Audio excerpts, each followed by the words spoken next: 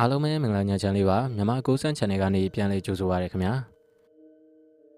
ကျွန်တော်ဒီနေ့ညတော့စာရေးဆရာတာတီရဲ့ခေါင်းပြတ်တောင်ဆောင်မဖဲဝါဆိုတဲ့ပရလောကဇာတ်လမ်းလေးကိုတင်ဆက်ပေးသွားမှာပဲဖြစ်ပါတယ်ခင်ဗျာဒီဇာတ်လမ်းလေးမစခင်ကျွန်တော်ရဲ့ channel လေးကို subscribe လုပ်ထားပြီးဘေးကခေါင်းလောင်းလေးကိုလည်းနှိပ်ထားဖို့တောင်းဆိုချင်ပါတယ်ခင်ဗျာပရိသတ်များအဆင်ပြေမယ်ဆိုရင်ဇာတ်လမ်းនេះနားဆင်ရမှာ VPN လေးတွေသုံးပြီးနားဆင်ပေးစေချင်ပါတယ်ခင်ဗျာအဲ့လိုနားဆင်ပေးတာကကျွန်တော်တို့ creator တွေကိုထောက်ပံ့ကူညီရရောက်တဲ့အတွက်ကူညီပေးဖို့တောင်းဆိုချင်ပါတယ်ခင်ဗျာ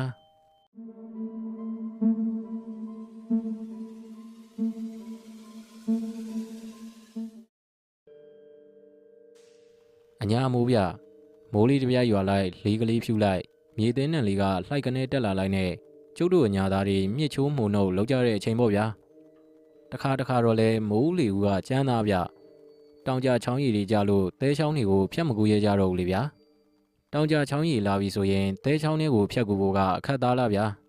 ဒါကတော့ကျုပ်တို့အညာသားတွေမှသိတာဗျရေစည်းကျန်းနေတဲ့အချိန်ရေအောက်ကသဲထဲမှာခြေကိုးလို့မမိတာဗျတနေရာတဲ့ကြာရက်နေလို့ကတော့ခြေထောက်အောက်ကသဲတွေရေစည်းနဲ့ပါသွားပြီးလူပါရေစည်းနဲ့မျောပါသွားရောဗျခြေကိုခက်မြန်နှုတ်ပြီးခက်သွက်လေးဖြတ်ကူရတာဒါတောင်ချောင်းဖြတ်ကူကန်ဒီအထက်ဘက်ကိုမျောကြည့်ရသေးတာဗျချောင်းရည်ထဲမှာအမြုပ်တွေထနေလို့ကတော့မကူးလေနဲ့ဗျာချောင်းထက်ပိုင်းမှာမိုးညို့နေပြီဆိုရင်လည်းအရေးစွန့်ပြီးတော့ဖြတ်ဖို့မလုပ်လေနဲ့တောင်ကြချောင်းရည်ကျလာလို့ကတော့လူမပြောနဲ့မြင်းပြေးရင်တော့မလွတ်ဘူးဗျအကြီးဟာတာတီအကြီးရောကွာကျုပ်ကမကြီးပင်အောက်ကကိုပြစ်ပေါ်မှာထိုင်ပြီးနှီးထိုးဖို့လုပ်နေတာဗျအဘားလုပ်ပေးထားတဲ့နှီးဝါလောင်းလေး၄-၅ချောင်းကိုအနေတော်လေးတွေစိတ်ပြီးတော့နှီးထိုးနေရလေဗျာဒီအချိန်မှာနှီးထိုးပြီးကြက်ခိုးစင်ပေါ်တင်ထားလိုက်ရင်နှီးစည်းတစ်ခုလုံးကြက်ခိုးရိုက်ပြီးတော့ညိုးလာတာဗျအဲ့ဒီနှီးနဲ့ချီလို့ကတော့လွတ်ကိုခိုင်းတာဗျကျုပ်တို့ညာမှာကဘာပဲချီနှီးပဲသုံးကြတာလေဗျာတက်ကယ်မိုးလဲနှီးနဲ့ချီတာပဲခြံစည်းရိုးကလည်းနှီးနဲ့ချီတာပဲစကားရက်လဲနှီးနဲ့ရက်တာပဲဗျကျုပ်ကဝိုင်းဝါးကခေါ်တန်ကြတော့နှီးထိုးရင်းနဲ့မောကြည့်လိုက်တယ်ဟာကိုကြီးစိန်တော်မလားလာလီဗျာကိုကြီးစိန်တော်အမေရှိပါတယ်ဗျအိမ်နောက်ဖေးမှာထမင်းချက်နေရဲ့ကိုကြီးစိန်တော်ကကျုပ်ကိုရီပြပြီးဝိုင်းထဲကိုဝင်လာတယ်ကိုကြီးစိန်တော်ကကျုပ်တို့ရွာမြောက်ပိုင်းမှာနေတာဗျဘိုးညိုတို့ဝိုင်းနဲ့တလွဲခုတ်ပေါ့ဗျာကိုကြီးစိန်တော်တို့ဝိုင်းထဲမှာတစ်တူပင်ကြီးတစ်ပင်ရှိတယ်အသီးသီးချိန်ဆိုရင်ရှင့်နေတတော်တော်နဲ့ပေါ့ဗျာကျုပ်တို့ရွာသားတွေကကိုကြီးစိန်တော်တို့တစ်တူပင်ကြီးကအသီးတွေကိုဆွပြီးငပိကျက်ချက်စားကြတာဗျတစ်တူတီးတီးချိန်ဆိုရင်ရှင့်နေနဲ့ကျုပ်တို့ရွာသားတွေနဲ့တစ်တူတီးလူကြရတာပေါ့ဗျာကိုကြီးစိန်တော်ကအိမ်အောင်မရှိဘူးဗျအသက်က30ကျော်နေပြီလူကအသားညိုညိုဗလာကောင်းကောင်းမျက်လုံးနဲ့ဗျစပင်းကိုအမြဲတမ်းခရုံးစရောက်လို့ခေါ်တဲ့ခတ်တူတူညက်တာလူကလည်းလွတ်ကိုယူသွားတာဗျအလုတ်ဆိုရင်လည်းလွတ်လို့တဲ့လူအလုတ်အားသွားရင်လည်းအငိမ့်နေတဲ့သူမဟုတ်ဘူးဗျတောထဲတောင်ထဲသွားပြီးတစ်ခုတ်ဝါခုတ်အမြဲလုံနေတာတောကျက်ထောင်နဲ့ယုံလိုက်တယ်တခါတလေတောဝက်တွေဘာတွေတောင်ဘီးထောင်သေးတယ်ဘီးထောင်နဲ့ဆိုတာတောဝက်ကိုထောင်ချောက်စင်တာကိုပြောတာလေဗျာသူ့အကိုစိန်မောင်ကြီးကတော့ကိုကြီးစိန်တောင်းတော့အလုံးမလုပ်ဘူးဗျခက်ရီးနေတာသူကလည်းလူပြိုကြီးပဲဗျမိဘလက်ငုပ်လည်းရင်ယာတွေလုတ်ပြီးတော့ခက်ရီးနေကြတဲ့လူတွေပေါ့ဗျာကိုကြီးစိန်တောင်းကကျုပ်အမိနဲ့အဘကိုလွတ်ကိုခင်တာဗျမကြအိမ်လာလေတတ်တယ်တာတီတို့ကတော့ကွာတဲလဲလှုပ်လို့တာဘူးအလကားနေတယ်လို့မရှိဘူးဘိုးညံနဲ့ယာထဲလိုက်ရေစီဆင်းတာလိုက်ဘာလုံးမှမရှိရင်နှီးဖြာတောင်းရက်စကောရက်စကားရက်လုံနေတာပဲအဲ့ဒါကြောင့်လဲထဏောင်းကုန်းနေမကဘူးဗန်ပွေးကုန်းကအပြူတွေကပါမင်းကိုလွတ်သဘောကျနေတာကိုကြီးစိန်တော်ကကျုပ်ကိုစတာဗျကိုကြီးစိန်တော်ရဲ့တော်စမ်းပါဗျာမဟုတ်ကဟုတ်ကတွေဘာမဟုတ်ရမှာတော့ကွာတချို့အပြူတွေကပြောသေးတယ်ဗျတာတီကဗန်ပွေးကုန်းကဆုံးမလှရင်တယောက်ကိုပဲမိန်းမလို့ထင်တာနဲ့တူတယ်တဲ့တခြားအပြူကျော်တွေကိုတစ်ချက်တောင်မကြည့်ဘူးတဲ့ဗျာဟုတ်လဲဟုတ်တာပဲတာတီကကိုကြီးစိန်တော်ကကျုပ်နှီးထိုးနေတဲ့ကိုပြက်နာမှာရက်ပြီးကျုပ်ကိုစနေတာဗျကျုပ်ကဘာမှပြန်မပြောဘဲရီနေလိုက်တယ်ငါလဲမင်းကိုသတိထားမိရဲ့တာတီကဗန်ပွေးကုန်းကဘိုးအောင်စိန်သမီးလှရင်လေးတည်သွားကြတဲ့ကမုတ်ဆိုးဖို့ကြီးလိုကိုဖြစ်သွားတော့တာပဲကွာဘယ်မိန်းကလေးကမှလည်းစိတ်ဝင်စားတော့ဘူးကျုပ်စိတ်ထဲမှာလှရင်ကအမြဲရှိနေတာကိုကြီးစိန်တော်ရဲ့ကျုပ်ကကျုပ်ရင်ထဲမှာရှိတဲ့အတိုင်းပြောလိုက်တာပါဗျာကိုကြီးစိန်တော်ကမျက်နှာပြတ်သွားရောဗျကျုပ်ပြောလိုက်တာကိုစိတ်မကောင်းဖြစ်သွားတဲ့ပုံပဲငါကစတာပါကွာစိတ်မကောင်းမဖြစ်ပါနဲ့ငါအကြီးကိုမြစ်တွေလာဖို့တာဘယ်အမြစ်တွေတော့ဗျကျုပ်တောင်ပေါ်တက်ပြီးမြစ်ချိုးရရင်ကောင်းမလားလို့တွေးနေတာ ဒါကဒီနားလေးတင်ချိုးထားတဲ့မြစ်တွေကဒီနားကခါတောင်တို့ကြက်မယုံတို့ဘက်ကချိုးလာတာဟိုနေ့ကငါကြက်သွားထောင်ရင်းနဲ့ချိုးခဲ့တဲ့မြစ်တိတ်တော့မကောင်းပါဘူးကွာကောင်းတာကခေါင်းပြက်တောင်ကမြစ်နေတာတွေကဗျာခေါင်းပြက်တောင်ဟုတ်လားကိုကြီးစိန်တော်အေးလီကွာခေါင်းပြက်တောင်မှာကဒီအချိန်ဆိုရင်မြစ်တွေလွတ်ပေါ်ပြီကွာမြစ်ပေါ်တော့တောဝက်တွေလည်းရောက်လာတတ်တယ်ငါတောင်တောဝက်ထောင်ရင်ခေါင်းပြက်တောင်ကိုမြစ်သွားချိုးမလားလို့တွေးနေတာဒါတွေကဟာကိုကြီးစိန်တော်ကလည်းခေါင်းပြက်တောင်ဆိုတာလူမသွားရဲတဲ့နေရာဗျဘသူကမြစ်သွားချိုးရဲမှာတော့ဟက်ကောင်တာတီယာလူတွေကတောပြောတောင်ပြောရှောက်ပြောနေတာပါကွာငါကတနစ်ကိုတစ်ခေါက်နှစ်ခေါက်တော့ရောက်နေကြကွာခေါင်းပြက်တောင်ကတောကျက်သားနဲ့တောဝက်သားကိုစားနေကြပါပြီးတော့ခေါင်းပြက်တောင်အကြောင်းကိုဒီနေ့မှငါလောက်သိတဲ့သူမရှိပါဘူးကွာဒါနဲ့လူတွေကပြောတော့ခေါင်းပြက်တောင်မှာခေါင်းပြက်တရေကြီးရှိတယ်ဆိုဗျအဲ့ဒါတော့ငါလည်းမသိဘူးတာတီရေခေါင်းပြက်တောင်မှာအုတ်ကူကြီးတစ်လုံးရှိတာတော့ငါသိတယ်ဘယ်တော့ကဘသူသေးလို့မြုပ်ထားတာလဲတော့မသိဘူးကွာဗျာဟုတ်လားကိုကြီးစိန်တော်အေးလီကွာအုတ်ကူကြီးမှာအကြီးကြီးကွာအချုံတက်တွေနဲ့လှုပ်ထားတာငါစိတ်ထဲထင်တာတော့ရှီးတုံးကဘရင်နေမင်းကြီးမင်းသားတွေတေလို့မြုပ်ထားတာထင်တယ်ကွာအုတ်ကူကတလုံးနဲ့လားဗျအေးတလုံးနဲ့ကွာတော်တော်ကိုဟောင်းနေပါပြီကွာရေညှိရည်နဲ့မဲနေရပဲခေါင်းပြတ်တောင်ကိုကိုကြီးစိန်တောင်းသွားတော့တခါမှ6လက်နာမခံရဘူးလားဗျဟာမခံရပါဘူးကွာဒါပေမဲ့ငါကတောကြည့်ရဲတာတည်းရဗျာတောကြည့်ရဲဆိုတာဘာလို့ပြောတာတော့ဗျတောကြည့်ရဲဆိုတာတောအကြောင်းတောင်အကြောင်းနားလည်တာကိုပြောတာတာတည်းရငါယုံလိုက်တဲ့တောတွေကြက်ထောင်တဲ့တောတွေတောဝက်ထောင်တဲ့တောတွေကိုရောက်ရင်အရင်ဆုံးတောပိုင်တောင်ပိုင်တွေကိုတင်းဟဲမြောက်ဟဲလောက်တာကွာပြီးတော့မှအမဲလိုက်ခွင့်တားကောင်ထောင်ခွင့်တွေကိုတောင်းတာပြီးတော့မှငါလည်းလှုပ်ရှားရှိတာလောက်တာကွာအဲ့ဒါကြောင့်လားတော့မသိပါဘူးတာတရားငါတော့တခါမှကို6တာလှန့်တာမခံရဘူးကွာကိုကြီးစိန်တောင်းပြောတာနဲ့ကျုပ်တောင်ခေါင်းပြက်တောင်ကိုစိတ်ဝင်စားလာပြီကိုကြီးစိန်တောင်းသွားရင်ကျုပ်ကိုခေါ်ဗျာကျုပ်ပါလိုက်မယ်ဟာကောင်းတာဗောကွာငါခေါ်မယ်တိတ်မကြပါဘူးကွာနောက်2ရက်3ရက်ဆိုရင်ငါသွားမှာမင်းသာအစင်သင့်ပြင်ထားဟိကဲငါအကြီးကိုမြစ်တွေသွားပြီးလိုက်အောင်မယ်ကိုကြီးစိန်တောင်းကအိမ်မော်ကိုတက်သွားတယ်ဗျ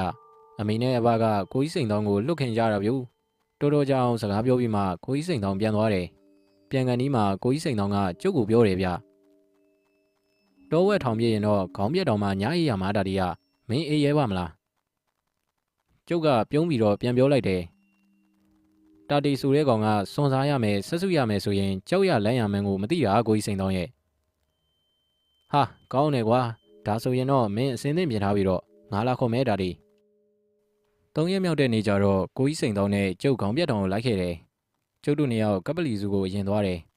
ကပလီစုရောက်တော့မှထတော်ကြီးရွာဘက်ကိုကွေ့လိုက်တယ်ဒါပေမဲ့ထတော်ကြီးအထိသွားတာတော့မဟုတ်ဘူးဗျကပလီစုကနေတတိုင်းလောက်သွားပြီးတော့ယူမတောင်ပေါ်ကိုတက်ခဲ့ကြတယ်တတိုင်းဆိုတာက2မိုင်အကွာဝေးကိုပြောတာလေဗျာခေါင်းပြက်တောင်မရောက်ခင်လမ်းမှာတောင်နှလုံးကြော်ရသေးရဲ့ဗျလိတ်တမောက်တောင်နဲ့စိုင်တောင်လို့ခေါ်တယ်တိတ်တော်မမြင်ဘူးစိုင်တောင်ကိုကြော်ပြီးတော့မှခေါင်းပြက်တောင်ကိုစတယ်ရတာတတောင်လုံးကိုဝါးရီကြီးပဲဗျတငင်းတို့ပိန်းနေတို့ကနည်းနည်းပဲပေါက်တယ်ဝါးပဲများနေတာဗျတတော်လုံးကတော့စိမ့်လို့ဗျလေးပြင်းပြင်းတိုက်လိုက်ရင်ဝါရွက်လီတိုးတန်နဲ့ဝါပင်တွေပုတ်တဲ့ကြိတ်တဲ့အတန်ကိုကြားနေရတာကြောက်စရာကြီးဗျဝါရွက်တွေလီတိုးတန်ကတစီရီစကားပြောနေတဲ့အတန်လိုပဲဗျာဝါပင်တွေပုတ်တဲ့အတန်ကလည်းတရေတွေတကြီးကြီးနဲ့သွားချင်းကြိတ်နေသလားမှတ်ရတယ်ထူးတော့ထူးတယ်ဗျခေါင်းပြက်တောင်ဆိုတဲ့နမိတ်ကြီးက6လန့်နေတာလားတော့မပြောတတ်ဘူးတောင်ပေါ်ကိုစတဲ့ကလေးကစိတ်ထဲမှာတခုခုထူးခြားနေသလိုပဲကျုပ်လည်းဟိုကြည့်ဒီကြီးနဲ့ကိုကြီးစိန်တောင်နောက်ကနေလိုက်ခဲ့ရတာပေါ့ဗျာကိုကြီးစိန်တောင်ပြောတာဟုတ်လိုက်တာဗျာမြစ်တွေမှာကောင်းလိုက်တာကျုပ်နဲ့ကိုကြီးစိန်တောင်မြစ်တွေချိုးကြတယ်ချိုးလို့ရသမျှမြစ်စုပ်ပေါက်ကြီးကိုပါလာတဲ့ဂုံဒီထဲမှာထည့်ကြတာဗျမြစ်တွေဂုံဒီနှလုံးရတော့ဒညင်းသီးတွေဆွကြပြန်ရောဗျဒညင်းသီးတွေလည်းဂုံဒီတစ်လုံးရတယ်ဗျလူသူမရောက်တဲ့တောင်ဆိုတော့ဘသူနဲ့မှလူပြီးခုဖို့မလိုဘူးလေဗျာကျုပ်တို့စိတ်ကြိုက်ကိုခူးနေရတာဗျနေ့လယ်စာထမင်းစားပြီးတော့မှဒညင်းသီးခူးတာဗျဒညင်းသီးခူးရဲနဲ့မှုချင်းကြီးတွေးပါရောဗျာမှုတရင်သားလောက်ရားလိုက်သေးရဲ့ကျုပ်မှုနှုတ်နေတော့ကိုကြီးစိန်တော်ကပြောတယ်တတ်တယ်မင်းမှုတွေကိုအိတ်ထဲသေးချာထဲတာငါတောဝက်ထောင်လို့ကောင်းမဲ့နေရာတွားကြည့်လိုက်အောင်မယ်တွားကိုကြီးစိန်တော်ကိုကြီးစိန်တော်ကသူ့ရဲ့မုတ်ဆိုးလက်နဲ့တွေယူပြီးတော့ထွက်သွားတယ်ဗျကျုပ်ကခူးထားတဲ့ဒညင်းသီးအိတ်ကိုຫນွယ်ကျိုးနဲ့တင်းနေအောင်စီးပြီးတော့အဝါကိုပိတ်လိုက်တယ်မှုထဲတဲ့အိတ်ကိုတော့စီးလို့မဖြစ်ဘူးဗျမှုရီကြီးကောင်မှဆိုလို့အဝါကိုဒီတိုင်းပဲလှက်ထားရတယ် အားလုံးလောက်ကင်ပြီးတော့ကျုပ်ကလွေထဲကငကားစီးဝက်လေးတလိပ်ထုတ်ပြီးဓနုပြူတော်ကြီးမိကက်လေးခတ်ပြီးတော့မင်းကြီးရဲ့ကျုပ်ကခီးတစ်ခုထွက်တော့မယ်ဆိုရင်မိကက်ကိုအမြဲတမ်းပြင်ဆင်ထားတာဗျအထဲကဂွန်းအဟောင်းတွေကိုထုတ်ပြပြီးရင်မီးစာအသစ်လဲတယ်ဓာတ်စီထဲမိခက်ကြောက်အသစ်ထည့်ပြီးမှယူလာတာဗျကျုပ်လွေထဲမှာဓမီဖျောင်းနိုင်မိကက်အားလုံးကိုပါပြီးသားဗျကျုပ်ကငကားစီးဝက်လေးကိုဖွာရင်ကိုကြီးစိန်တောင်းပြန်လာကိုစောင့်နေလိုက်တယ်ကိုကြီးစိန်တောင်းသွားတာတော်တော်လေးတော့ကြာသားဗျနေတော်ဝင်တော့မယ်ဒီတော့မှပဲပြန်လာတာဗျတတိမင်းပြင်းနေပြီလားကွာမပြင်းပါဘူးဗျာဒါနဲ့ကိုကြီးစိန်တောင်းယူသွားတဲ့ပစ္စည်းတွေရောဟေးဘာပစ္စည်းတွေကွာမုတ်ဆိုးပစ္စည်းတွေလေဗျာစောစောကအေးကြီးနဲ့ထမ်းသွားတာတွေလေဩငါကနေရာလိုက်ကြည့်ရင်နေရာကောင်းတာနဲ့တခါတည်းထောင်ခဲ့ပြီကွာဝက်ကိုဘီးထောင်ခဲ့တယ်ပြီးတော့တုတ်ကိုင်းနဲ့တောချက်တွေလည်းထောင်ခဲ့တယ်တုတ်ကိုင်းဆိုတာကကြက်တီငှက်တွေထောင်တာဗ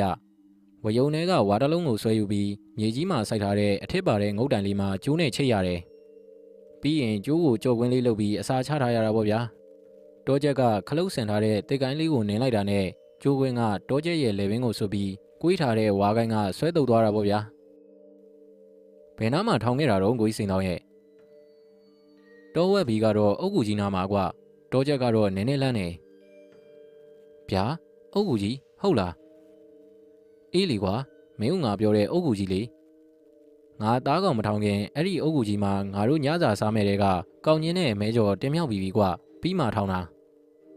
အဲ့ဒီကူကြီးကဘယ်နားမှာတော့ဗျဒီမြောက်ဖက်မှာလေကွာမင်းကြည့်ချင်လို့လားအခုအဲ့ဒီကိုသွားမှာပဲလေငါတို့ဒီနေ့ညအိပ်ဖို့တစ်ပင်လဲငါရွေးပြီးကွာအဲ့ဒီကူကြီးနာမှာညောင်လန်းမင်းကြီးတပင်ရှိတယ်တစ်ခိုင်းနေမှာမင်းတစ်ဖက်စားလောက်ရှိတာတာတည်းစားတော့ပြီးတာနဲ့ငါတို့နှစ်ယောက်တစ်ပင်ကြီးဘောကိုတက်ပြီးအိပ်ုံပဲကဲမိုးမချုပ်ခင်သွားရအောင်ဟိဒါနဲ့ဒီအိတ်တွေကထမ်းသွားရမှာလားဗျဟာတာတီကလည်းဘဲနဲ့ထမ်းသွားရမှာလဲ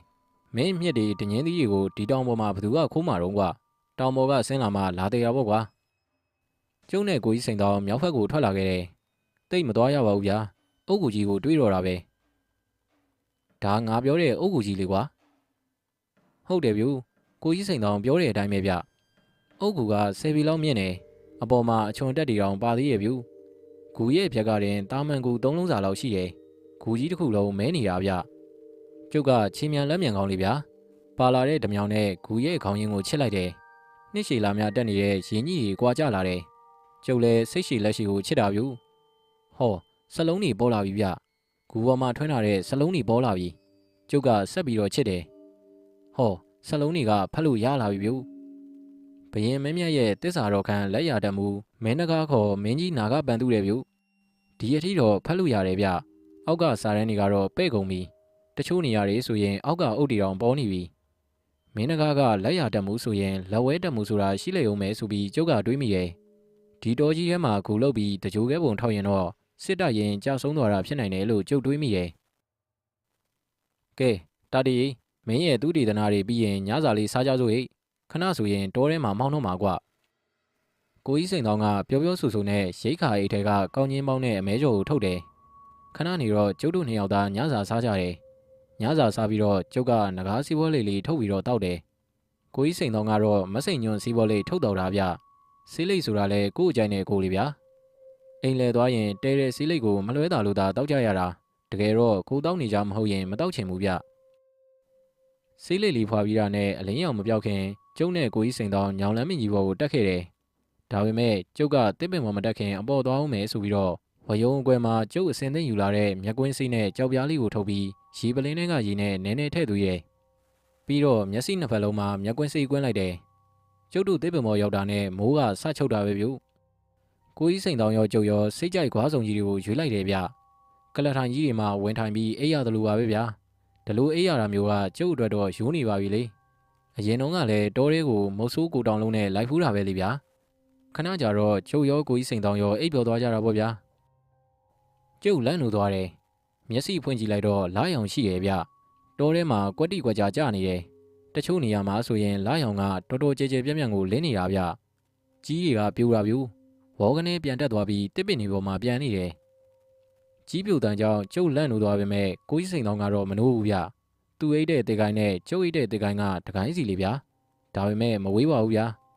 ကိုကြီးစိန်တော်ဟောက်တန်ကိုကြုတ်ကြားနေရတယ်အခုမှတီးတီးချာချာကြည့်မိတာဗျလားရောင်ကလက်ရတမှုမင်းနဂါရဲ့အုတ်ကူဘော်ကိုတဲတဲကြနေတာပဲကျုပ်ကအုတ်ကူကိုကြည့်ပြီးကြောချမ်းသလိုဖြစ်လာတယ်အဲ့ဒီအချိန်မှာပဲဝုံကနေအတန်ကြားလိုက်ရလို့ကျုပ်ပါဇက်ကရောင်ပြီးတော့အမလီဆိုပြီးအော်လိုက်မိရဲ့ဗျဒါပေမဲ့အတန်မကျဲလို့တော်သေးတာပေါ့ဗျာအတန်ကအုတ်ကူနဲ့၄-၅ လန်လောက်ကွာတဲ့နေရာကလာတာဗျအဲ့ဒီနေရာမှာယောက်ျားကြီး၅ ဘက်စာလောက်ရှိတဲ့ညောင်မင်းကြီးတွင်ကိုကျုပ်ညနေကလေးကတွေ့တယ်ညောင်မင်းကြီးကကြီးလွန်းလွန်းကျုပ်တော်မှကြီးမိနေသေးတာဟာညောင်မင်းကြီးကိုကျုပ်လှမ်းကြည့်လိုက်တော့လားရောင်ကွယ်တဲ့မှောင်ရိပ်ထဲမှာရက်နေတဲ့မြင်းကြီးဗျနဲတဲ့မြင်းကြီးမဟုတ်ပါဘူးဗျာမြင်းပေါ်မှာလူဗျလူဟောထွက်လာပြီအမောင်ထဲကနေထွက်လာပြီဟာခေါင်းပြက်ကြီးဗျာမြင်းတဲ့ကြီးပေါ်မှာစီးလာတဲ့လူကအရက်10 ပြီလောက်ရှိလိမ့်မယ်ရှေးခေတ်ကနန်းတွင်းစစ်ဝတ်စုံမျိုးကိုဝတ်ထားတာဗျဒါပေမဲ့အယောင်ကတော့အနက်ရောင်ကြီးသူစီးထားတဲ့မြင်းကြီးကလည်းတာမန်မြင်းတွေထက်2 ဆလောက်ကိုကြီးရဲ့မြင်းကြီးဗျဟာရှေ့ကိုထွက်လာပြီကျုပ်ကကိုကြီးစိန်တောင်ကိုလှမ်းကြည့်တော့သူလဲနိုးနေတယ်ကျုပ်ကိုလှည့်ကြည့်နေတယ်ကျုပ်ကသူ့ကိုအတန်မထွက်ဖို့လက်နဲ့လှုပ်ပြတယ်သူကတော့မျက်လုံးအပြူသားနဲ့ဟိုကြည့်ဒီကြည့်လှုပ်နေတာဗျဘာမှမြင်မမရဘူးကျုပ်ကသာမျက်ကွင်းစိတ်ကွင်းထားလို့မြင်ရတာဖြစ်မယ်မြင်းကြီးကမင်းနဂါရဲ့အုတ်ကူကြီးကိုပတ်ပြီးတော့သွားနေတယ်ဗျဟောရက်လိုက်ပြီရက်လိုက်ပြီဂူရဲ့ခေါင်းရင်ဘက်မှာမြင်းနဲ့ကြီးကရက်နေတယ်မြင်းမော်ကခေါင်းပြက်ကြီးကဂူကိုတေးသေးချာချာကြည့်နေတယ်ဟာဒုက္ခတော့ရောက်ပြီထင်တယ်ကျုပ်ညနေကချစ်ချထားတဲ့စလုံးတွေပေါ်နေတာကိုတေးသေးချာချာကြည့်နေတာဗျဟောမြင်းနဲ့ကြီးကရှေ့ကိုတိုးသွားတယ်ခေါင်းပြက်ကြီးကလက်ကြီးတစ်ဖက်ဆန့်ထွက်လာပြီးတော့အုတ်ကူမှာထွန်းထားတဲ့မင်းနဂါဆိုတဲ့စလုံးတွေကိုလက်နဲ့ဆန်းကြည့်နေတယ်ကျုပ်စိတ်ထင်တော့ခေါင်းပြက်ကြီးကတခုခုကိုသတိရနေတဲ့ပုံပဲဗျခဏနေတော့ခေါင်းပြက်ကြီးစီကနေတောက်ခေါက်တန်ထွက်လာတယ်ခေါင်းပြက်နေတာကိုတောက်ခေါက်တန်ကဘယ်ကထွက်လာတာလဲဆိုပြီးကျုပ်ကတွေးလိုက်မိသေးတယ်အဲ့ဒီနောက်မှာတော့မြင်းကြီးကိုဖြန်းကနေတစ်ချက်ရိုက်ချလိုက်တာမြင်းကြီးကခြာကနေလှည့်ထွက်ပြီးပြေးသွားရောကြည့်ရတာတောင်အောက်ကိုဆင်းသွားတဲ့ပုံပဲဗျကျုပ်လိုက်ကြည့်တော့လားရောင်အောင်မှာတစ်ချက်ပေါ်လာတာကိုမြင်ရတယ်မြင်းပေါ်ကခေါင်းပြက်ကြီးကတော့ဆလွယ်တိုင်းထားတဲ့ဒိန်ထဲကဓာတ်ကိုထုတ်ပြီးအပေါ်ကိုမြောက်တယ်ဗျလားရောင်အောင်မှာဓာတ်ရောင်တက်လက်ဖြစ်နေတာကိုကျုပ်လမ်းမြင်ရတယ်တတိမင်းဘာမြင်လို့တော့ကိုကြီးစိန်တောင်းကြီးခေါင်းပြက်တရေကြီးပြုဟေးဟုတ်လားပြောဆိုနဲ့ကိုကြီးစိန်တောင်းကမျက်လုံးကြီးပြူပြီးကျုပ်ရိတ်တဲ့တေကိုင်းကြီးဘက်ကိုကူးလာပါရောဗျာကျုပ်ရွေးထားတဲ့တေကိုင်းကွာဆောင်ကကြီးတော့ကျုပ်တို့နှစ်ယောက်ကောင်းကောင်းအေးလို့ရတယ်ဗျဒါပေမဲ့နှစ်ယောက်စလုံးမအေးရတော့ဘူးပေါ့ဗျာကိုကြီးစိန်တောင်းဘာတန်ကြားလို့နိုးလာတာတော့ဗျငါနားထဲမှာဝုံကနေအတန်ကြီးကြားလိုက်ရလို့လန့်ပြီးတော့နိုးလာတာတည်း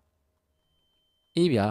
ကိုကြီးစိန်တောင်းနိုးလို့တာပေါ့နိုးတာမနိုးရင်ကိုကြီးစိန်တောင်းဟောက်တန်ကြီးကိုခေါင်းပြက်တရေကြီးကြားသွားမလားမသိဘူးဟေးဟုတ်လားနေပါအောင်တည်းမင်းကြတော့ခေါင်းပြက်တရေကြီးကိုမြင်ရပြီးငါကဘာလို့မမြင်ရတာတော့ကွာဟာကိုကြီးစိန်တောင်းကလည်းကျုပ်ကဒီတိုင်းမြင်ရတာမဟုတ်ဘူးလေဗျာမျက်ကွင်းစေးကွင်းထားလို့မြင်ရတာဗျဟေးမင်းကဘယ်တော့မှမျက်ကွင်းစေးကွင်းလိုက်တာတော့ညနေကအပေါ်သွားရင်းနဲ့ဝယုံနောက်မှာသွားပြီးကွင်းလိုက်တာဗျထူးထူးဆန်းဆန်းနေများမြင်ရမလားဆိုပြီးတော့ကွင်းထားတာအခုတော့မှန်သွားတာပေါ့ဗျာငါတော့ဒီတောင်ကိုလာဘူးပါတယ်ကွာဒီတစ်ခါမှပဲကြုံတော့တာတည်းငါထင်တာတော့ညနေကမင်းအုပ်ကူကိုသွားပြီးချစ်လိုက်တာနမဲပေါ်သွားလို့လားမသိတာဟာဗျာဒါနဲ့မဆိုင်ပါဘူးဗျဒီနေ့ညကလာဇန်73ရက်လေဗျာလာဇန်73ရက်ဆိုရင်ခေါင်းပြက်တရေကြီးကအခုလိုထွက်နေကြတဲ့နေမင်းဘာတွေမြင်လိုက်ရလဲတည်းခေါင်းပြက်တရေကြီးကဟိုညောင်မင်းကြီးရဲ့ကနေထွက်လာတာဗျအဲ့ဒါသူနေတဲ့ဗိမာန်တဲ့နေထွက်လာပြီးတော့အုတ်ကူကိုတပတ်ပတ်ကြည့်ရဲ့ပြီးတော့ကျုပ်ညနေကချစ်တာလို့ပေါ်နေတဲ့စလုံးတွေကိုလက်နဲ့တစ်ချက်ပုတ်ကြည့်ရဲ့ခဏကြာတော့တောက်တစ်ချက်ခောက်ပြီးမြင်းကိုဖြန်းကနေရိုက်ပြီးတော့တောင်အောက်ကိုဆင်းသွားတာဗျဟာမင်းပြောတာကြားတာနဲ့ငါကြက်သိန်းနေတဖြန်းဖြန်းထကုန်မိတာတရားဒီကောင်ကြီးဘယ်ချိန်ပြန်လာမှာတော့ကွာဒါတော့ကျုပ်လဲဘယ်ဒီမှာတော့ကိုကြီးစိန်တော်ရဲ့အရေးတယ်မှအပေါ်သွားကျင်လိုက်တော့ကွာသွားလိဗျာတစ်ပင်ရောကိုဆင်းပြီးသွားလိုက်ပေါ့ဗျပြီးရင်တော့မြန်မြန်ပြန်တက်ခဲ့လေဟာမလုပ်ပါနဲ့တာတရားငါအပေါ်သွားနေတော့မင်းရဲ့ခေါင်းပြက်ဟာဘာသံတော့ကွာကျုပ်တို့နေရရဲ့တောင်ဘက်ကဗျကြောက်တုံးကြီးတုံးလိမ့်ချသွားတဲ့အတန်းမျိုးပဲဘာတန်လဲတော့ကျုပ်လည်းအတက်မပြောနိုင်ဘူးတတိအဲ့ဒါဘာဖြစ်တာတော့ကွာမသိဘူးကိုကြီးစိန်တောင်းကြီးကြောက်တုံးကြီးပြုတ်ကြတဲ့အတန်းထင်းနေကိုကြီးစိန်တောင်းရဲ့မျက်နှာကသေးသေးလေးဖြစ်နေတာဗျကိုကြီးစိန်တောင်းကြောက်လို့လားဗျဟာမကြောက်ပါဘူးတတိယာ မကြောက်ဘူးသာပြောတာဗျကိုကြီးစိန်တော်ရဲ့မျက်လုံးတွေကတစ်ချက်မှကိုခဏမငြိမ်ဘူးဟိုကြည့်ဒီကြည့်လုံနေတာကျုပ်စိတ်ထင်နိုင်ပြန်နှစ်ချက်လောက်မှမြင်းခွာတန်ကိုပြန်ကြားရတယ်မြင်းခွာတန်ကနီးနီလာပြီဗျဟောတွေ့ပြီဗျလားရောင်အောင်မှာတကူလုံးချက်ဝစ်တစားအနက်ရောင်ဝစ်ထားတဲ့ခေါင်းပြက်ကြီးကလက်ထဲမှာအထုပ်ထုပ်ဆွဲပြီးတော့ပြန်လာတာဗျဟောနီးလာပြီဗျလားရောင်အောင်ကိုဖြတ်ပြီးဟာမျက်နှာကြီးကိုတုံကနေရက်လိုက်ပြီဗျသူ့လက်ထဲကကင်လာတဲ့အထုပ်ကိုမြောက်ပြီးတော့ကြည့်နေတယ်ဟာခေါင်းပြက်ကြီးကိုဆွဲလာတာပါလားအထုပ်မှမဟုတ်တာလူကောင်းပြက်ကြီးဗျအောင်မလီဖះကျုပ်တကူလုံးကြက်သိန်းတွေကိုဖြန်းကနေထသွားတာဗျခေါင်းပြက်တရေကြီးကလူတစ်ယောက်ခေါင်းဖြတ်ပြီးတော့ခေါင်းကြီးကိုယူလာတာဗျအသက်ခံရတဲ့လူကရောင်တုံးနဲ့ထင်တယ်စပင်ကနေတွဲလောင်းဆွဲလာတာဗျကြည့်နေပြီဗျကြည့်နေပြီခေါင်းပြက်တရေကြီးကသူ့ဖြတ်လာတဲ့လူကောင်းပြက်ကြီးကိုစပင်ကနေဆွဲပြီးတော့တီးတီးချာချာကြည့်နေတာသူ့မှာခေါင်းသာမရှိတာကြည့်နိုင်မြင်နိုင်တော့ရှိပုံပဲဗျ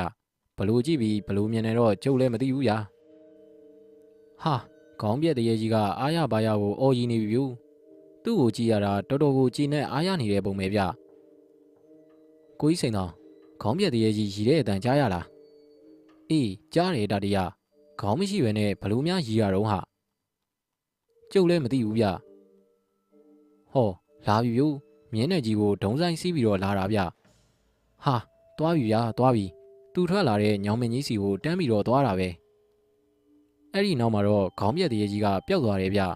ကျုပ်စိတ်ထင်တော့ညောင်မင်းကြီးရဲ့ကိုဝင်သွားတယ်ထင်တာပဲဗျကိုကြီးစိန်တော်လည်းအတန်ကြီးကိုကြားလိုက်တဲ့ပုံပဲဗျမျက်စိစုံမိတ်ပြီးဖះနဲ့ပါဇက်ကဖះပဲတနေတော့တာဗျတတိမင်းဘာမြင်လိုက်တော့ခေါင်းပြက်တရေကြီးထွက်သွားတော့ငါလိုပဲမြင်းကြီးနဲ့ပြန်လာတာဗျသူ့လက်ထဲမှာခေါင်းပြက်ကြီးတစ်ခုကိုင်းလာတယ်စပင်ကနေတွဲလောင်းကြီးဆွဲလာတာဗျဟေးဟုတ်လားကွာဒီတရေကြီးကလူတက်နိုင်လို့လားတာတရအော်ကိုကြီးစိန်တော်ကလည်းဗျာတက်နိုင်လို့ပဲခေါင်းကြီးဖြတ်ယူလာတာပေါ့ဗျဘဝတွေကအတုံးအလှဲ့တွေအကြောင်းဆက်တွေရှိလို့ဖြစ်မှာပေါ့ဗျာဘယ်ရွာကဘသူ့ကိုတက်လိုက်တယ်ဆိုတာမနှက်ဖြန်တော့သိရမှာပေါ့ဗျာဟာတာတရလည်းလူတက်တာလည်းဟုတ်ချင်မှဟုတ်မှာပေါ့ကွာသူတို့တရေချင်းချင်းတက်လာတာလည်းဖြစ်ချင်ဖြစ်နေမှာဒါလည်းဟုတ်တာပဲဗျစောစောကကျုပ်မြင်လိုက်တာလူရဲ့ခေါင်းမဟုတ်ဘဲနဲ့တရေတကောင်ရဲ့ခေါင်းလည်းဖြစ်ချင်ဖြစ်မှာဗျဟာခွေးဥတန်ကြီးပါလားခွေးဥတန်ကြီးဗျဟေးခွေးဥတန်ဟုတ်လားငါမကြားပါလားတာတီအသာငိမ့်နေုံကိုကြီးစိန်တောင်းကြီးဒါမဖဲဝါရဲ့ခွေးကြီးအတန်ဗျမဖဲဝါနဲ့ဒီကောင်းပြက်တရေကြီးနဲ့ဘလို့ပတ်သက်နေလဲမသိဘူးဗျဘာလဲမဖဲဝါဒီကိုရောက်လာလို့လားမသိဘူးလေဗျာသူ့ခွေးကြီးဥတန်ကိုကြားလိုက်ရလို့ဟာတာတီကလည်းကပ်ပလီစုတို့ထတော်ကြီးတို့ကခွေးဥတန်နေမှာပါကွာလေးသိန်းလို့ကြားရတာဖြစ်မှာပါဟာဟုတ်ပါဗျာလားရအောင်မှရက်နေတာမဖဲဝါရဲ့ခွေးကြီးနတ်ကြော်ပေါ့ဗျာသူ့နောက်ကနေပါလာတာမဖဲဝါကြီးပြူကျုပ်ကကိုကြီးစိန်တောင်းကိုစကားမပြောဖို့အချက်ပြလိုက်တယ်ဟောအရက်10ပြီလောက်မြင့်နဲ့မဖဲဝါကြီးဗျစပင်ကဖားရကြီးချလို့မျက်လုံးကြီးနှလုံးကရင်နွေးချမ်းပကံလောက်ရှိတယ်နီရဲပြီးတော့ပြူးထွက်နေတာပြူထမိန်ရင်ရှားကြီးနဲ့ဗျဟောမင်းနဂါးရဲ့အုတ်ကူကြီးဘောကိုခုံတက်သွားတယ်နွားဘောက်တကောင်လောက်ရှိတဲ့ခွေးနဲ့ကြီးကမင်းနဂါးရဲ့အုတ်ကူကြီးကိုပတ်ပြီးတော့ဥနေရပြူမဖဲဝါကမင်းနဂါးကူကြီးပေါ်မှာထိုင်ပြီးညောင်မင်းကြီးကိုစိုက်ကြည့်နေတယ်ကျုပ်လည်းလှုပ်တောင်မလှုပ်ရဲတော့ဘူးပြူကြက်သိန်းတွေကိုတဖြန်းဖြန်းထနေတာဗျကျုပ်စိတ်ထင်ကွန်တရညက်လောက်ကြတော့မဖဲဝါကမင်းနဂါးကူကြီးဘောကပြန်ဆင်းလာပြီးလာတဲ့လမ်းအတိုင်းပြန်သွားတယ်ဗျမဖဲဝါကမြေကြီးပေါ်လမ်းလျှောက်သွားတာမဟုတ်ဘူးလေဗျာလေထဲမှာရွေ့ပြီးသွားတာမဖဲဝါရဲ့ခွေးကြီးဦးတန်ကတဖြည်းဖြည်းဝေးသွားတော့မှကျုပ်ကကိုကြီးစိန်တောင်းကိုပြောတာဗျကိုကြီးစိန်တောင်းရေမဖဲဝါကြီးလာသွားတာဗျမင်းနဂါးအုတ်ကူကြီးပေါ်မှာထိုင်ပြီးညောင်မင်းကြီးကိုစိုက်ကြည့်နေတာဘာမှတော့မလုပ်ဘူးဗျသူ့ခွေးကြီးကအုတ်ကူကိုပတ်ပြီးတော့ရှောက်နေတယ်ဒါဆိုရင်ခေါင်းပြက်တရေကြီးလှုပ်တာတွေကိုမဖဲဝါကသိနေလို့ဖြစ်မှာပေါ့ကွာဟုတ်တယ်ဗျသိလို့ချက်ချင်းလိုက်လာတာဖြစ်လိမ့်မယ်ကျုပ်မြင်တာတော့ညောင်မင်းကြီးကိုစိုက်ကြည့်နေတာပဲမြင်တာလေဗျာခေါင်းပြက်တရေကြီးကိုတခုခုပြောနေတာလဲဖြစ်ချင်ဖြစ်မှာပေါ့ငါတော့မိုးမြမြန်လင်းစေချင်ပါပြီကွာကိုကြီးစိန်တောင်းလိုပဲကျုပ်လဲခေါင်းပြက်တောင်ပေါ်ကနေမြန်မြန်ပြန်ပြီးတော့ဆင်းကျင်နေပြီဗျကျုပ်ရောကိုကြီးစိန်တောင်းရောမိကနေအိပ်ပျော်သွားကြတယ်ကျုပ်တို့လူတော့နေတောင်ထွက်နေပြီဗျတတော်လုံးလင်းနေပြီ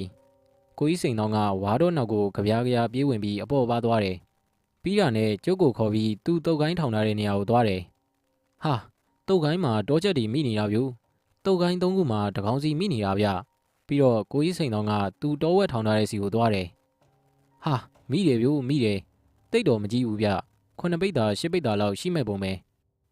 ကျုပ်တို့နေရာမိုးတွေကိုဒညင်းသီးထဲတဲ့အိမ်နဲ့ရောထည့်ပြီးတော့မိုးထဲတဲ့အိမ်ထဲကိုတောဝက်လေးထည့်ထားလိုက်တယ်ကျဖ3ကောင်ကိုလည်းပေါင်းထည့်ပြီးစီးလိုက်တယ်တောဝက်ထဲတဲ့အိမ်နဲ့ဒညင်းသီးထဲတဲ့အိမ်ကိုဝလုံးမှာຫນွယ်ကျိုးနဲ့တုပ်ပြီးရှေ့တစ်ယောက်နောက်တစ်ယောက်ထမ်းလိုက်ကြတယ်မြစ်တွေကိုတော့ခစောင်းတင်ဆွဲလိုက်တရွတ်တိုက်ဆွဲလိုက်နဲ့ကျုပ်တို့နေရာခေါင်းပြက်တောင်ပေါ်ကနေတရွတ်တီတို့ဆင်းပြေးလာကြတာပေါ့ဗျာကပလီစုကိုရောက်တော့ကိုကြီးစိန်တော်ကသူ့အတီတယောက်ကိုလဲနဲ့ပို့ခိုင်းတယ်ထနောင်းကုန်းရွာထဲဝင်လိုက်တာနဲ့တခုခုဖြစ်နေမှန်းကျုပ်သိလိုက်တယ်တွေးသမျှလူတွေကမျက်နှာပြက်နေကြတာဗျကိုကြီးတာဒီဟောကြောက်ခဲနဲ့တန်မနီးဗျဒီကောင်နေရွာနောက်ပိုင်းကပြန်လာကြတာဟဲ့ကောင်နေဘယ်အပြန်လာတာတော့အနောက်ပိုင်းကဗျညာကကျုပ်တို့ကိုကြီးတာဒီစီလာသေးတယ်လေးလေးစိန်တောင်းနဲ့တောင်ပေါ်တက်သွားတယ်ဆိုလို့ပြန်သွားကြတာဒီကောင်နေကြည့်ရတာလဲမျက်စိမျက်နှာမကောင်းဘူးဗျဟဲ့ကောင်ကြောက်ခဲရွာမှာညာကဘာဖြစ်တာတော့ကျုပ်မနေနိုင်တော့တာနဲ့မေးလိုက်တာဗျကိုကြီးစိန်တောင်းကလည်းလှည့်ရက်ခိုင်းလိုက်တယ်ကြောက်ခဲတို့ကလှဲပြီးနာကတ်လာပြီးတော့ပြောတယ်ကိုကြီးတာဒီညာကရွာမှာလူတက်သွားလို့ဗျဟေးကျုပ်ရောကိုကြီးစိန်တောင်းရောဟေကနေអော်လိုက်မိတာဗျို့ဘသူ့ကိုတတ်တာတော့ကွာတတ်တဲ့လူကိုမိလားရွာနောက်ပိုင်းကဘိုးရခင်ကြီးကိုတတ်တော်တာဗျဟေးဟိုရောင်တုံးကြီးနဲ့ဘိုးတော်ကြီးလားဘလို့တတ်တာတော့ဓာတ်နဲ့ထိုးသွားတာလားမဟုတ်ဘူးဗျခေါင်းပြတ်သွားတာအခုဒီကိုလိုက်ရှာနေကြတာအဲ့ဒီခေါင်းပြတ်ကိုရှာလို့မတွေ့သေးဘူးဟေးကျုံနဲ့ကိုကြီးစိန်တောင်းကထပ်ပြီးတော့ဗျိုင်းတူអော်လိုက်မိကြတာပေါ့ဗျာကိုကြီးစိန်တောင်းကအထိပ္ပယ်ပါတဲ့အကြီးနဲ့ကျုပ်ကိုကြည့်ရဲဗျအဲ့ဒီဘိုးတော်ကြီးကငုံငုံငိုင်ငိုင်ဖြစ်နေတာ2ရက်လောက်ရှိပြီလေဗျ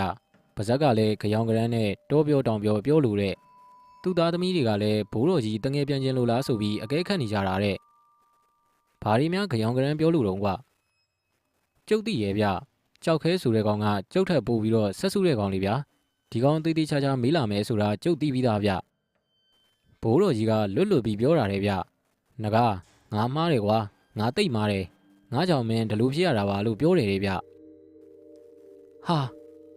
ကျုပ်ကအံ့ဩလုံးလို့ရောင်ပြီးអော်လိုက်မိတာဗျို့ဒါနဲ့တက်တဲ့လူရောမမိဘူးလားကွာကျုပ်ကတမင်မိလိုက်တာဗျကြောက်ခဲကခေါင်းခါပြတယ်ညာကတရင်လုံးအိမ်မောကြနေရတယ်ဗျအဲ့ဒီဘိုးတော်ကြီးဘဲချင်းတကားဖွင့်ပြီးတော့အိမ်မောကဆင်းသွားမှန်းမသိဘူးလေဗျို့မနက်မိုးလင်းတော့မှဝိုင်းထဲမှာမှောက်ရကြီးထိုးပြီးခေါင်းပြက်ကြီးနဲ့တီးနေတာကိုသူ့သားသမီးတွေကတွေးကြတာတဲ့ဝိုင်းထဲမှာလည်းသွေးတွေကိုအိုင်နေတာပဲကိုကြီးတာတရားလေဝင်းငုတ်တို့ကြီးကသွေးတွေပန်းထွက်ထားတာထင်တယ်ဗျဝိုင်းထဲမှာမြင်းခွာရာတွေကလည်းပွားနေတာဝိုင်းတကားကြီးကလည်းပွင့်လို့တဲ့တတ်တဲ့လူကမြင်းနဲ့လာပြီးတတ်တာလို့လူတိုင်းပြောကြတယ်တချို့ကလည်းညတကောင်လောက်မှမြင်းခွာတန်ကြားရတယ်လို့ပြောကြတယ်ရွာနောက်တကားဘက်ကခွေးဟောင်တန်တွေလည်းကြားလိုက်ကြတယ်လို့ပြောတယ်ဗျကျုပ်တပြင်းချလိုက်မိရဲ့ဗျကျုပ်မျက်စိထဲမှာတော့လားရောင်အောင်မှာခေါင်းပြက်ကြီးကိုမြောက်ပြီးကြည့်နေတဲ့ခေါင်းပြက်တရေကြီးကိုပြန်မြင်နေရပါဗျာကျုပ်ကိုကြီးစိန်တော်ကတောချက်တကောင်ပေးတယ်တောဝက်သားလည်း2ပိတ်တာပေးတယ်ဗျကျုပ်ကကြောက်ခဲနဲ့တမဏိကိုပါခေါ်လာပြီးအိမ်ပြန်ခဲ့ရတာပေါ့ဗျာကြောက်ခဲကမြင့်ကြီးကိုထမ်းလို့ဗျတမဏိကတော့မိုးနဲ့ဒညင်းသီးအိတ်ကိုထမ်းလို့ပေါ့ဗျာဒညင်းသီးနဲ့မိုးကိုလည်းကိုကြီးစိန်တော်ကကျုပ်ကိုခွဲပေးလိုက်တာလေဗျာကြောက်ခဲနဲ့တမဏိလည်းကျုပ်အိမ်မှာထမင်းစားကြတာပေါ့ဗျာအမေးလက်ရာတောဝက်သားဟင်းနဲ့တောချက်ဟင်းကိုဒညင်းသီးပြုံးနဲ့ငရုတ်သီးစားတောင်းလေးနဲ့စားကြတာပေါ့ဗျာကျုပ်တို့ထမင်းစားတော့ပဲနေမွန်းတက်နေပြီဗျထမင်းဝိုင်းမှာအဘားနဲ့အမေကလည်းသူတို့ကြားထားတဲ့ဘိုးရခင်ခေါင်းဖြတ်အသက်ခံရတဲ့တဲ့ရင်ကိုပြောကြတယ်ဘိုးရခင်ဆိုတာကအသက်80ကျော်နေပြီဗျ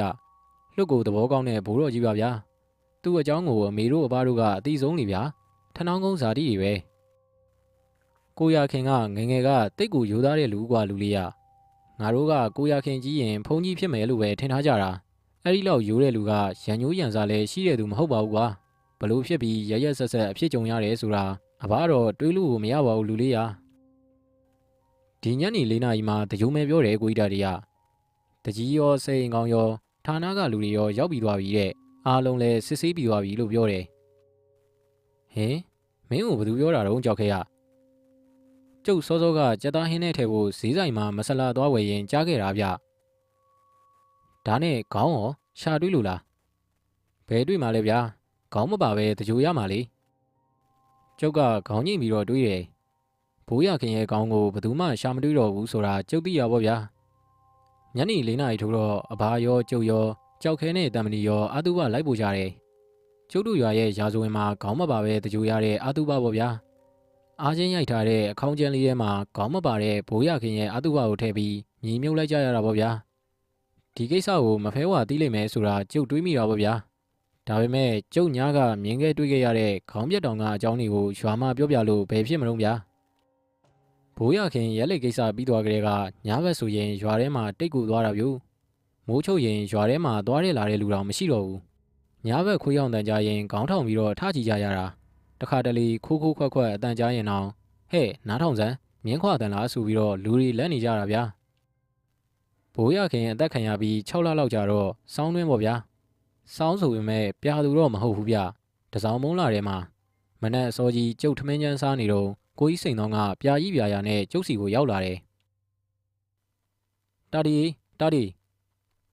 ကိုကြီးစိန်တော်ကျုပ်ဒီမှာရှိပါတယ်ဗျကိုကြီးစိန်တော်ကကတော်ကမျိုးနဲ့အိမ်ဘော်ကိုတက်လာတာဗျကိုကြီးစိန်တော်လာလေဗျာဘာဖြစ်လို့လို့တာဒီငါ့ဘာအချင်းကြီးမကောင်းဘူးကွဗျာဘိုးကြောက်ကဘာဖြစ်လို့တော့ဟိုတစ်ဘက်ကရင်ကျုံနဲ့တွေ့လို့စကားပြောနေသေးတာပဲနေမကောင်းတာမဟုတ်ဘူးတာတရဗျာဒါဆိုရင်ဘာဖြစ်လို့တော့ဟိုဘိုးရခင်ကြီးဖြစ်တယ်လို့ဖြစ်တာကွဗျာဘလို့ဗျ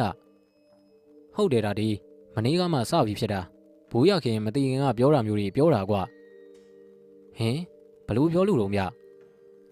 ငကားငါမှားပါတယ်ကွာဒိဗပြောတာကိုနားယောင်သွားတာပါမင်းမို့လားဒိဗကိုခေါင်းဖြတ်တက်သွားတာလေဒိဗခေါင်းကိုမင်းယူသွားတယ်မလားငါ့ကိုခွင့်လွှတ်ပါနဂါရဲ့ရန်သူစီကရင်ကိုမင်းဝင်သွားတာဒိဗအကွက်ဆင်ပေးလိုက်တာပါငါမဟုတ်ပါဘူးဆိုပြီးတော့ပြောနေတာတာတရဟာဘယ်ချိန်လုံးကပြောတာတော့ဗျညကအေးရင်နဲ့ရောင်ပြီးပြောတာကွာမနေ့ကနေခင်းကလေးကကြောင်တောင်ကြီးဖြစ်ပြီးတော့တခွန်းစနှခွန်းစပြောနေပြီသူပြောတာတွေကိုအားလုံးပေါက်ပြီးတော့ငါပြောပြတာကျုပ်ကထမင်းစားပြီးတာနဲ့ငကားစေဘောလေးကိုမင်းညီပြီးဖွာလိုက်တယ်ကိုကြီးစိန်တောင်ကိုလည်းတလိတ်တယ်ငကားစေဘောလေးဖွာပြီးကျုပ်တွေးကြည့်ရဲ့ဗျ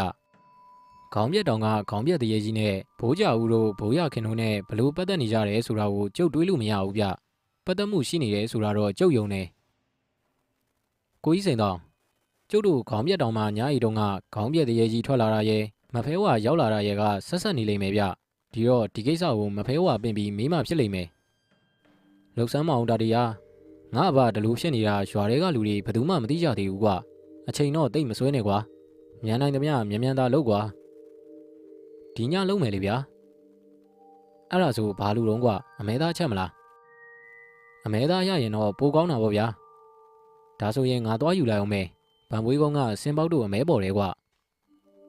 ကိုကြီးစိန်တောင်ဗန်ပွေးကုန်းကပြန်လာတော့အမဲသားတပိတ်တာပါလာတယ်ကျုပ်ပဲချက်ပြုတ်ပြီးအစင်သင့်ပြင်ရတာပေါ့ဗျာဒီကိစ္စကိုကျုပ်လည်းလူသိမခံနိုင်ဘူးဗျဘိုးရခင်ခေါင်းဖြတ်အသက်ခံရပြီးကလေးကကျုပ်တို့ရွာမှာလက်နေကြတာကျုပ်တို့ထဏောင်းကုန်းသားတွေရဲ့အကျင့်ပေါ့ဗျာတစိတ်ဆိုရင်တိတ်လို့ပြောကြတာအခုလဲညဆိုရင်တကောက်ကြီးကန်ထားတဲ့မဲမဲလူကြီးကရွာထဲမှာရှောက်သွားနေသလိုလိုညကမြင်းဟီတန်ကြားလိုက်ရတယ်လို့ပြောတဲ့လူကပြောနေဘိုးရခင်သိပြီး6 လအတွင်းမှာစကားမျိုးစုံရွာထဲမှာပြတ်နေတာဗျအဲ့ဒီတော့ကျုပ်မဖဲဝါပေးမဲ့ကိစ္စတွေကိုကြီးစိန်တောင်အဘဘိုးကြောက်ဖြစ်နေတဲ့ကိစ္စတွေကိုလူသိမခံမှဖြစ်မှာပေါ့ဗျာည9 နာရီထိုးတော့ကိုကြီးစိန်တောင်နဲ့ကျုံနဲ့ထမင်းတောင်လေးထမ်းပြီးထဏောင်းကုန်းတင်ချိုင်းထဲကိုလာခဲ့ကြတယ်ထုံးစံအတိုင်းပေါ့ဗျာကျောင်းမကြီးတော်မဲခါရဲ့အုပ်ကူကြီးပေါ်မှာထမင်းပွဲပြင်ပြီးတော့မဖဲဝါကိုကျုပ်ကပင့်နေမြက်ကွင်းဆေးကိုမျက်စိမှာကွင်းယုံနေမကဘူးနားမှာပါလိမ့်ပြီးဒိဗတော်တာမန်နန်ကိုကျုပ်ကရွတ်ပြီးဖွင့်ထားလိုက်တယ်မြင်လဲမြင်ကြားလဲကြားရမှာပေါ့ဗျာအရှိအနေထွက်အနောက်နေဝင်တောင်တငါကုံမြောက်တူကုံတွင်ရောက်ရှိရာရက်ကနေအမြန်ဆုံးကြွခဲ့ပါတင်းချိုင်းရှင်မကြီးဗျာထဏောင်းကုန်းကတာတီကပဲ့ဖိတ်ပါတယ်အမြန်သာကြွခဲ့ပါတင်းချိုင်းရှင်မမဖဲဝါဗျာဟာဒီတခါတော့မြန်နေပြီမဖဲဝါကချက်ချင်းကိုရောက်လာတာဗျနွားပေါက်တကောင်လောက်ရှိတဲ့သူ့ရဲ့ခွေးနှက်ကြီးကတင်းချိုင်းထဲကိုပြေးဝင်လာတာဗျမဖဲဝါကဂူရီအပေါ်ကနေရေကနေရွေ့လာတာကျုပ်ထမင်းပွဲပြင်ထားတဲ့ဂူကြီးပေါ်မှာဒူးကြီးနှလုံးထောင်ပြီးစားတော့တာပဲဗျာသူ့ဘာသာစားလိုက်အမဲသားလုံးတွေကိုနတ်ကြော်ကြီးကိုချကြွလိုက်နေဗျခဏနေတော့ကျုပ်ကိုမော့ကြည့်ပြီးခေါင်းညင်ပြတယ်မဖဲဝါဝါဆိုလာတုံကခေါင်းမြတ်တောင်မှာကျုပ်နဲ့ဟော်ရီကကိုကြီးစိန်တောင်နဲ့မြစ်ချိုးသွားရင်ညားအိတ်ကြတယ်အဲ့ဒီညမှာခေါင်းမြတ်တရေကြီးကိုကျုပ်မြင်ခဲ့တယ် အဲ့ဒီညမှာပဲအဲ့ဒီခေါင်းပြက်တရေကြီးကကျုပ်တို့ရွာကဘိုးရခင်ကိုခေါင်းဖြတ်တတ်သွားတယ်ဘိုးရခင်ရဲ့ခေါင်းပြက်ကြီးကိုယူလာပြီးညောင်မင်းကြီးရဲ့ကိုမျက်နှာကြီးနဲ့ဝင်သွားတာလဲကျုပ်တွေ့ရတယ်ခဏနေတော့မဖဲဝါနဲ့နတ်ကျော်ရောက်လာတာကိုလည်းကျုပ်တို့အိတ်တဲ့ညောင်လန်းမကြီးဘော်ကတွေ့ခဲ့ရတယ်ဗျနားထောင်တာဒီအဲ့ဒီခေါင်းပြက်တောင်ဆိုတာမင်းနဂါခေါင်းဖြတ်ပြီးအသက်ခံရတဲ့တောင်ပဲမင်းနဂါကလက်ရတက်မှုစစ်သူကြီးတယောက်ပဲသူ့မှာတငယ်ချင်း2ယောက်ရှိတယ်ဒိဗာနဲ့ဝန်သားဆိုတဲ့တငယ်ချင်း2ယောက်ပဲသူတို့လည်းဘိုးတွေပဲမင်းနဂါကသူ့တငယ်ချင်းဘိုးမင်း2ယောက်ကိုသက်ယုံကြည်တာစစ်ရေးလှုပ်ဝက်ချက်တွေအကုန်ပြောပြတာဒါကိုတစ်ဖက်နိုင်ငံကရန်သူတချို့ကသိတော့ဒိဗာနဲ့ဝန်သားကိုရွှေတွေအများကြီးပုံပေးပြီးသတင်းတွေအမြဲနှိုက်ယူနေတာဒါကိုမင်းနဂါကမသိတော့အရေးကြီးတဲ့စစ်ပွဲရဲ့စစ်စင်ရေးပုံစံကိုသူ့တငယ်ချင်း2ယောက်ကိုပြောပြလိုက်တာတစ်ဖက်ရန်သူကသိသွားပြီးမင်းနဂါထောင်ချောက်ဆင်အဖမ်းခံလိုက်ရတယ်ဒါကိုမသိခင်မှာမင်းနဂါကသိသွားပြီးအကြီးအကျယ်ဒေါသဖြစ်သွားခဲ့တာအဲ့ဒီစိတ်နဲ့သိတော့မကြွဖဲသူ့ကောင်းကိုဖြတ်တတ်တဲ့ခေါင်းပြတ်တောင်မှာပဲနေတော့တာဒါတည်းရဲ့အတိတ်ကစေရနာကောင်းခဲ့တဲ့လူဆိုတော့သူ့အတွက်ညောင်မင်းမှာနေစရာဗိမှန်ပေါက်လာတယ်ခေါင်းမရှိပေမဲ့မြင်နိုင်ကြားနိုင်တဲ့အစွမ်းသူ့မှာရှိတယ်ထနောင်းကုန်းမှာဒိဗာကရာခင်းဆိုပြီးလူပြန်ဖြစ်သလိုဝန်သားကကြာဦးဆိုပြီးလူဖြစ်လာတယ်ဒါကိုမင်းနဂါကသိသွားတော့ဒိဗာကိုခေါင်းဖြတ်တတ်သွားတာဒါတည်းအခုဝန်သားအလှည့်ရောက်တော့မယ်ဟုတ်ပါတယ်မဖဲဝါရဲ့အဲ့ဒီကိစ္စဘယ်လိုလုပ်ရမလဲဆိုပြီးလာမေးတာပါဒီကိစ္စတွေကိုဥဆောင်ပြီးလုပ်တာကတစ်စပေါက်ဒိဗာကလုပ်တာဝန်သားကိုဒိဗာကနှုတ်ပိတ်ခိုင်းတာပဲရှိတယ်ဝန်သားကဘာမှလှုပ်ဆောင်ခဲ့တာမဟုတ်ဘူးဒါကိုလည်းမင်းနဂါသိတယ်ဒီတော့နင်တို့သူ့ကိုဒီဘွားကကြွအောင်လုပ်ပေးနိုင်ရင်သူဘသူ့ကိုမှတတ်မှာမဟုတ်တော့ဘူးကျုပ်ကိုဘာလို့ရမလဲဆိုတာသာပြောပါမဖဲဝါမင်းနဂါကြီးကြွအောင်လုပ်အောင်ကျုပ်လုပ်ပေးပါမယ်သူ့ကောင်းကိုပြန်ရရင်သူချက်ချင်းကျွတ်သွားမှာအဲ့ဒီအပေါ်မှာသူဆွဲနေလို့မကျွတ်တာဒါတွေသူ့ကောင်းရှိတဲ့နေရာကိုငါသိတယ်သူ့ကောင်းကိုစီးစိမ်ထားတာအခုထိအကောင်းတိုင်းရှိနေသေးတယ်ဟာဟုတ်လားမဖဲဝါဘယ်မှာရှိတယ်ဆိုတာသာပြောပါကျုပ်ရအောင်ယူမယ်အဲ့ဒီခေါင်းပြက်တောင်ရဲ့မြောက်ဘက်မှာစင်မတောင်ဆိုတာရှိတယ်စင်မတောင်ရဲ့အရှိဘက်ခမ်းမှာဂူပေါက်တစ်ခုရှိတယ်အဲ့ဒီဂူပေါက်ကနေဝင်သွားရင်အထဲမှာကြောက်တလားတစ်ခုတွေ့လိမ့်မယ်အဲ့ဒီကြောက်တလားထဲမှာမင်းနဂါရဲ့ခေါင်းရှိတယ်အဲ့ဒီခေါင်းကိုတလားပါယူလာပြီးသူ့ကိုယ်ပေါ်မှာတင်ပေးထားလိုက်ငါလဲလာခဲ့မယ်အဲ့ဒီမှာမင်းနဂါရဲ့တင်းချိုင်းရှိနေလို့အဲ့ဒီတောင်ကိုငါစောင့်နေရတာတာတည်းရဲ့နင်းလာစန်း73ရက်ကိုအမိလုံးမရမယ်အဲ့ဒီညမှာဝန်သားရဲ့ခေါင်းကိုမင်းနဂါကဖြတ်မှာခေါင်းဖြတ်ဖို့ထွက်လာမှသူ့အခေါင်းကိုမြင်သွားရင်ကိစ္စအလုံးပြီးသွားလိမ့်မယ်ပြောပြီးစားပြီးတာနဲ့မဖဲဝါကပြန်ထွက်သွားတယ်နတ်ကျော်ကြီးရဲ့အော်တန်တဖြည်းဖြည်းဝေးသွားတော့ကျုံနဲ့ကိုကြီးစိန်တောင်ပြန်လာခဲ့ကြတယ်ဒီညကတစောင်းမုံလာဆန်း10ရက်လီဗျာတပတ်ခါ12ရက်နေ့မနက်စောစောသွားဖို့ကျုံနဲ့ကိုကြီးစိန်တောင်နဲ့ဆုံးဖြတ်လိုက်ကြတယ်ခေါင်းပြတ်တောင်စီကိုနောက်တစ်ခေါက်ပေါ့ဗျာကပလီစုကနေထတော်ကြီးကိုရောက်အောင်သွားခဲ့ကြတယ်ထတော်ကြီးရွာရောက်တော့မှကျုပ်တို့တောင်ပေါ်ကိုတက်ခဲ့တာကျုပ်တို့ကခေါင်းပြတ်တောင်ကိုသွားမှာမဟုတ်ဘူးလေဗျာခေါင်းပြတ်တောင်ရဲ့မြောက်ဘက်ကစင်မတောင်ကိုသွားမှာကျုပ်တို့စင်မတောင်မှာဂူပေါက်ကိုလိုက်ရှာတယ်ဂူပေါက်တွေကတခုမကဘူးဗျ4-5ဦးလောက်ရှိတာကိုကြီးစိန်တောင်နဲ့ကျုံနဲ့ဂူပေါက်တွေကိုတစ်ခုပြီးတစ်ခုဝင်ရှာကြတာပေါ့ဗျာမဖဲဝါပြောတဲ့ကြောက်တလားဆိုတာလုံးဝကိုရှာလို့မတွေ့ဘူးဗျဒီလိုနဲ့မိုးချုပ်သွားပြီးစင်မတောင်မှာကျုပ်တို့ညားအိတ်ကြရတယ်ကိုကြီးစိန်တောင်ကကြောက်တလားကြီးရှာမတွေ့တော့သူ့အဘအတွက်စိတ်ပူတာပေါ့ဗျာနောက်နေ့မနက်မိုးလင်းတော့ကျုပ်တို့2ယောက်ဆက်ပြီးရှာရတယ်ဒီနေ့ကလာဇန်73ရက်လေဗျာကျုပ်တို့2ယောက်လည်းကိုရီလက်တွေနားနေကြပြီဗျထမင်းစားချိန်ရောက်တော့တင်းနီပင်ကြီးတပင်အောင်မှနားပြီးပါလာတဲ့ကောင်းချင်းကြီးတော်ကိုငချောက်ဖုတ်လေးနဲ့စားလိုက်ကြတယ်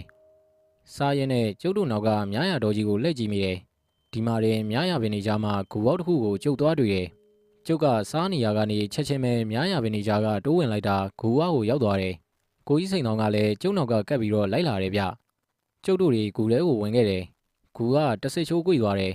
ကျုပ်တို့2ယောက်လည်းကွေ့ပြီးဝင်ကြတာပေါ့ဗျာဟာကိုကြီးစိန်တော်ဟိုမှာဗျ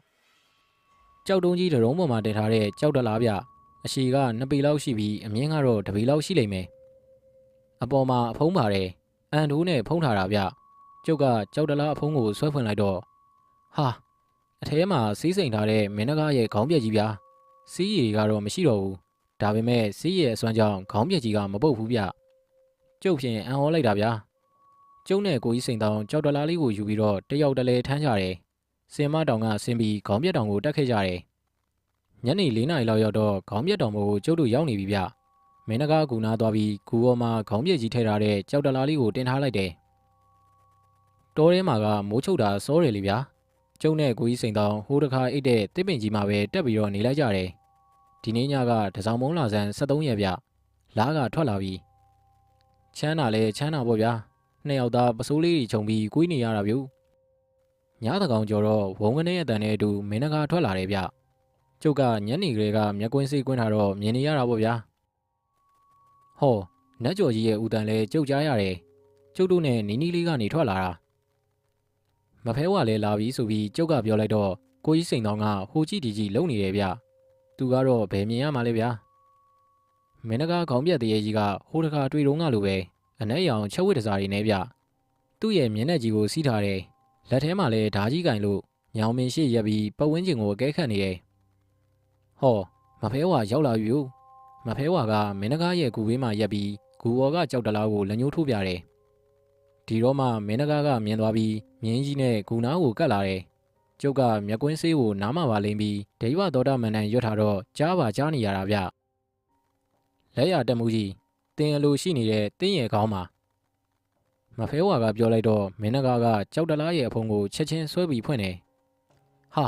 မင်းနဂါကဝမ်းသာအရာကိုရီလိုက်တာဗျပြီးတော့ကြောက်တလားတွေကသူ့ရဲ့ခေါင်းပြက်ကြီးကိုယူပြီးသူ့ရဲ့လေဘင်းငုတ်တို့မှာတက်လိုက်တယ်ဟာအံ့ဩစရာပဲဗျာခေါင်းပြက်ကြီးကလေဘင်းငုတ်တို့ကြီးပေါ်မှာတင်လိုက်တာနဲ့လေဘင်းမှာဆက်သွားတာဗျကျုပ်မဖဲဝါကိုကျေးဇူးတင်တယ်ကျုပ်မရှိတဲ့နောက်မှာတော့ဒီသိန်းချိုင်းကိုမဖဲဝါမဆောင်လဲရပြီပေါ့ကဲကျုပ်သွားရတော့မယ်မဖဲဝါကိုကျုပ်နှုတ်ဆက်ခဲ့ပါတယ်ဗျာမင်းနဂါကအတန်အောကြီးနဲ့ပြောလိုက်ပြီးဖြတ်ခနဲ့ပျောက်သွားရောဗျဟာမင်းနဂါကြီးကျွတ်သွားပြီကျုပ်ပါဇက်ကနေပြောလိုက်တဲ့အတန်ကိုကိုကြီးစိန်တောင်ကြားလိုက်သလိုမဖဲဝါလည်းကြားသွားတယ်ဗျကျုပ်ရှိတဲ့ညောင်လမ်းမင်းကြီးဘော်ကိုမဖဲဝါကတစ်ချက်လှမ်းကြည့်ပြီးထွက်သွားတယ်နတ်ကျော်ကြီးဦးလိုက်တဲ့အတန်ကခေါင်းပြက်တောင်ကြီးတစ်တောင်လုံးဟိမ့်သွားတာပေါ့ဗျာမဖဲဝါပြန်သွားပြီးကိုကြီးစိန်တောင်ကသူ့အဘကိုစိတ်မချတော့ညာရင်းချင်းပဲရွာကိုပြန်ကျင်နေတာဗျဒါနဲ့ကျုပ်လည်းညာရင်းချင်းပဲပြန်လာခဲ့တယ်ဆရာတို့အကြောင်းကတုံးမခောက်တဲ့အချိန်ကျုပ်တို့တွေထန်အောင်ကုန်းကိုပြန်ရောက်ကြတယ်ကျုပ်ကိုကြီးစိန်တောင်တို့အိမ်ကိုလိုက်သွားပြီးတော့ဘိုးကျော်ဦးရဲ့အခြေအနေကိုလိုက်ကြည့်ရဲဘိုးကျော်ဦးကဖျားစင်ရှိမှာစီမီပူဇော်ပြီးဖျားရှင်ခိုးလို့ဗျဒီတော့မှပဲကိုကြီးစိန်တောင်ရောကျုပ်ရောရင်ထဲကအပူလုံးကြီးပျောက်သွားတော့တာပေါ့ဗျာကျေးဇူးတင်လိုက်တာတာတီယာကိုကြီးစိန်တောင်ရဲ့ဟန်ဆောင်မှုမပါတဲ့ရင်ထဲကစကားကိုနားထောင်ပြီးတော့ကျုပ်အိမ်ပြန်လာခဲ့တယ်ကျုပ်ပြန်ရောက်တော့အဘားနဲ့မိတော်နိုးနေကြပြီဗျဟဲ့ငွေစိန်ကောင်းကျင်မောင်ကြက်ပြီလားဒီမှာနင်သားတာတီပြန်ရောက်လို့အမေယူလာတဲ့ကောင်းကျင်မောင်ကိုအားရပါရစားရင်ခေါင်းပြက်တောင်ကအဖြစ်ပြက်တွေကိုကျုပ်ကအဘားနဲ့မိကိုပြန်ပြောလိုက်တာပေါ့ဗျာစာရေးဆရာတာတီရဲ့ခေါင်းပြက်တောင်ဆောင်မဖဲဝါဆိုတဲ့ပရလောကဇလန်လေးကတော့ဒီမှာနေပြီးဆုံးသွားပါပြီခင်ဗျာနားထောင်သူမိတ်ဆွေများအလုံးကိုယ်စိတ်နှဖျားကျမ်းမာချမ်းသာကြပါစေခင်ဗျာဒီဇလန်လေးကိုကြိုက်တယ်ဆိုရင်အောက်မှာ like လုပ်ပေးဖို့တောင်းဆိုချင်ပါတယ်အားလုံးပဲအိမ်မက်လှလှမကြပါစေခင်ဗျာ